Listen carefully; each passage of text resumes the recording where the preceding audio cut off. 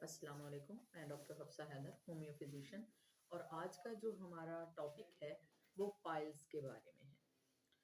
हमें बहुत सारे हम में से बहुत सारे ऐसे लोग हैं, जब वो डॉक्टर के पास जाते हैं तो उनको ये अंदाज़ा ही नहीं होता कि डिफरेंशिएट किस तरह से किया जाए कि पाइल क्या है और फिशर क्या है और फिस्टुला क्या है।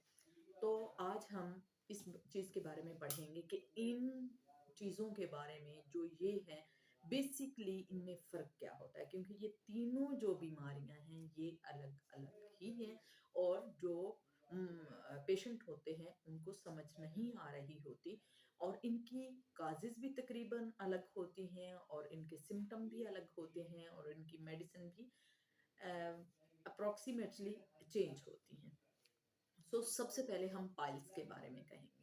पाइल्स क्या होता है, हेमरहुड क्या होता है। पाइल्स जो होते हैं वो होते हैं कि जब हम स्टूल पास करते हैं तो स्टूल पास करते हुए हमारे रेक्टम से थोड़ा ऊपर जहाँ जो स्किन होता है वहां पे जो ब्लड वेसल्स होती हैं, और वहां से जब स्टूल नीचे आ रहा होता है तो वो जब आता है तो वो थोड़ी थोड़ी सी उसमें से ब्लड वेसल्स जो हैं वो मोटी होकर नीचे आना शुरू हो जाती हैं जहाँ पे स्टूल होता है यानी रेक्टम होता है। और वहां पर जब ये इकट्ठी हो जाती हैं, ये मुख्तलिफ स्टेजेस आगे से होते हैं, वो भी हम इंशाल्लाह एक वीडियो बनाएंगे कि इसके अलग अलग जो स्टेजेस होते हैं उसके मुताबिक पहले थोड़ा थोड़ा सा वो मौका जिसको कहते हैं वो नीचे निकलता है, फिर और नीचे निकलता है, फिर और ये अलग से इसके स्टेजेस होते हैं।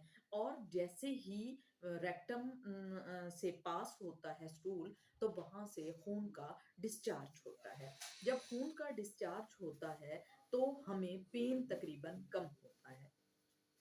सम टाइम पेन होता है और सम टाइम नहीं होता। स्टूल जब हम पास करते हैं, स्टूल पास कर लेते हैं, उसके बाद एक पिचकारी सी ब्लड की निकलती है और नॉन पेनफुल ये ट्रेजेडी जो है वो होती है।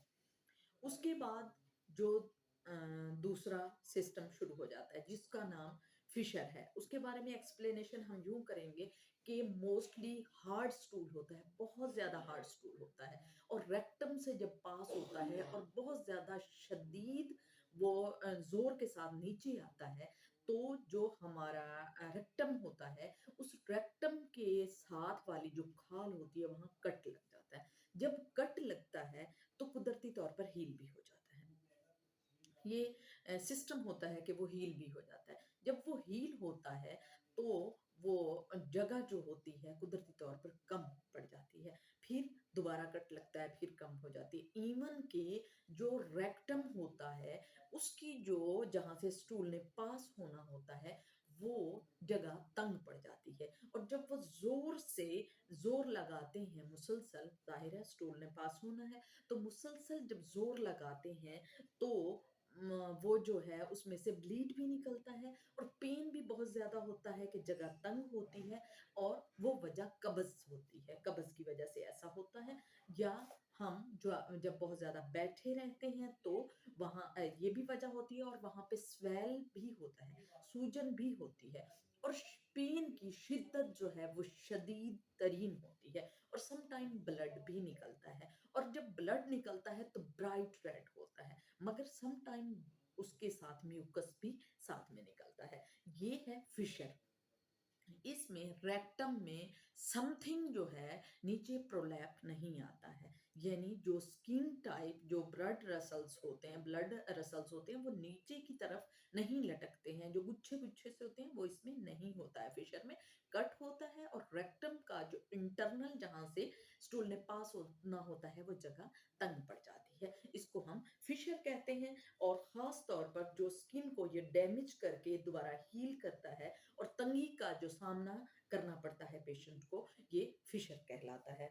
और जो फिशर होता है इसको हमेशा याद रखने के लिए जरूरी है कि यहाँ स्वेलिंग होती है और यहाँ पे जलन होती है, बर्निंग सेंसेशन आते रहते हैं, और ऐसी टेंडेंसी बनी रहती है कि बैठते हुए तकलीफ महसूस होती है, और कुछ भी जो है वो अच्छा नहीं होता, और खास तौर पर स्टूल पास करने के लिए बहुत ज्यादा तकलीफ का सामना करना पड़ता है। और दर्द जो है वो भी होता रहता है। और ये बीमारी सम टाइम खुद ब खुद ठीक हो जाती है और सम टाइम जो है ये बढ़ जाती है। और बढ़ जाती है तो इसके साथ फिस्टुला जो है वो भी अटैच हो सकता है, एक्स्ट्रा तौर पर जो ग्रो होने लगता है। अब इसकी वजह जो है वो डिसेंट्री लाइफ भी हम कह सकते हैं।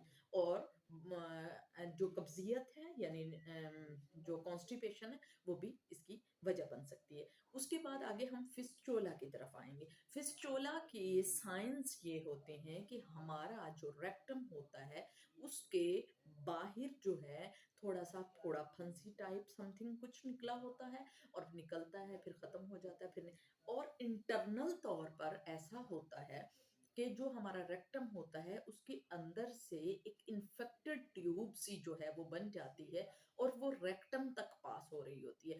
तो सम टाइम रेक्टम जहाँ से स्टूल ने पास होना होता है, वहाँ पे वो ट्यूब बन जाती है या उससे अलग जो है वो दूसरा रास्ता बना लेती है। सम टाइम एक रास्ता बनाती है, सम टाइम दूसरा रास्ता बनाती है। मैं आपको समझाने के लिए इसमें से कुछ फ़ोटोज़ भी लगा दूँगी।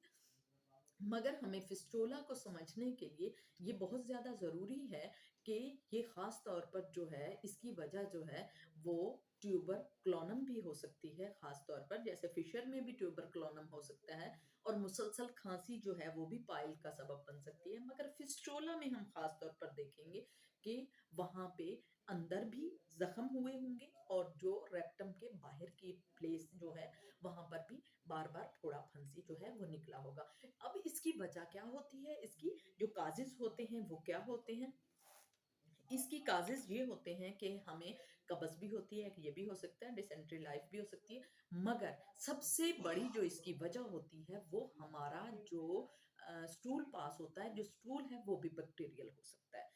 ऐसा भी हो सकता है कि जो हमारा बेसिक स्टूल है वो भी वो हो सकता है बैक्टीरियल हो सकता है या हम सही से मेंटेनेंस सफाई की नहीं करेंगे और बैक्टीरियल ग्रोथ के लिए ये सबसे स्पेसिफिक जो जगह है ये बहुत ज़्यादा होती है। हाँ, सम टाइम अगर हमें चोट भी लग जाए, तो चोट की सूरत में भी हमें ऐसा हो सकता है। फिस्टुला जो है वो हमें हो सकता है। और जो ख़ास तौर पर स्टूल सही से साफ़ नहीं करते हैं या पाकी का सही ख़्याल नहीं रखते हैं, तो उन लोगों को भी इस तरह के सिम्पटम जो हैं वो आ जाते हैं। और जैसे ही ये जो है स्टूल के साथ बैक्टीरिया आते हैं, तो बैक्टीरियाज़ जो होते हैं वो स्किन को खाने लगते हैं और वहाँ पे फोड़े बन जाते हैं। सम टाइम वो इतना ज़्यादा भरा हुआ होता है कि जैसे ही उसको टच किया जाता है तो वो बाहर की तरफ पस जो है वो आना लगता है और ख़ास तौर पर अगर पस आ गई तो वो बहुत ही ज़्यादा इन्फेक्टेड हो जाता है बॉडी, अंदर से भी और बाहर से भी। अब ये अलग-अलग इसका सिस्टम हो गया कि पाइल्स क्या हैं? जिस्म के अंदर से समथिंग का बाहर निकलना गुच्छे की सूरत में पाइल्स है। फिशर वो है जहाँ कट लगता है, हील होता है और स्किन जो है वो ओवरग्रोथ होती है और वो जगह टाइट हो जाती है। और फिस्टुला क्या है कि हमारे जो रेक्टम का रीजन है और अनल का जो रीजन है, इंटरनल और एक्सटर्नल हमें फोड़े निकलते हैं और फुंसियाँ निकलती हैं और इन्फेक्शन होता है। अब हम यहाँ पे एक डिटेल में भी मैं एक वीडियो बनाऊँगी जिसमें मैं पाइल्स के और इन सब की ज़्यादा मेडिसिन भी बताऊँगी, मगर अभी थोड़ी-थोड़ी सी मेडिसिन मैं आपको बता देती हूँ।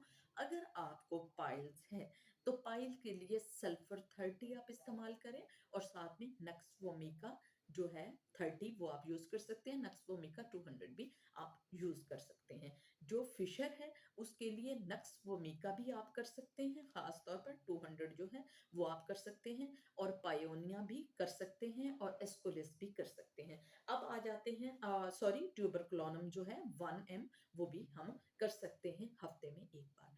अब फिस्टुला की तरफ हम आते हैं।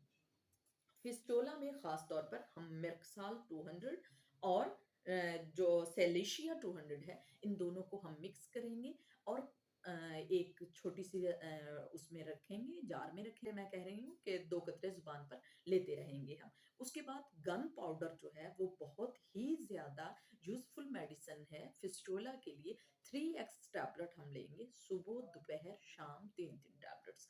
अब ये थोड़ी-थोड़ी सी मेडिसिन मैंने इस वजह से बता दी कि ये आपको लेने में ज़्यादा प्रॉब्लम ना हो। अगर किसी को बहुत ज़्यादा पेन हो, तो बाथ टब प्रोसेस भी हम कर सकते हैं कि बाथ टब जो है उसमें कैलेंडुला क्यू जो है, अगर हम थोड़े से गर्म पानी में डाल दें और वहाँ पे पेशेंट को बिठा दें, तो इंटरनली भी पेशेंट जो है वो बहुत ज़्यादा ठीक हो सकता है।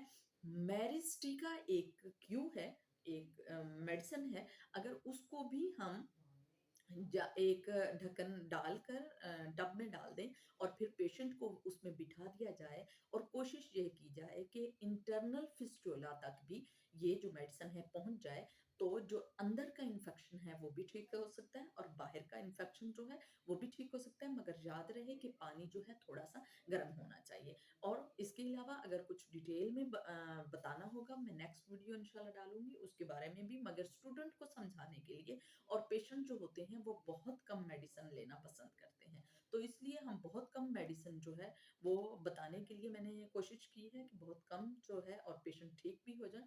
सो अगर किसी ने कुछ इसके बारे में पूछना हो या किसी को का कोई क्वेश्चन रह गया हो या उसे सही से समझ ना आई हो, तो वो मुझे कमेंट्स में पूछ सकता है। और अगर आपको ये वीडियो पसंद आई हो तो आप इसे लाइक कीजिएगा, शेयर कीजिएगा और सब्सक्राइब कीजिएगा। ओके, अल्लाह हाफिज़।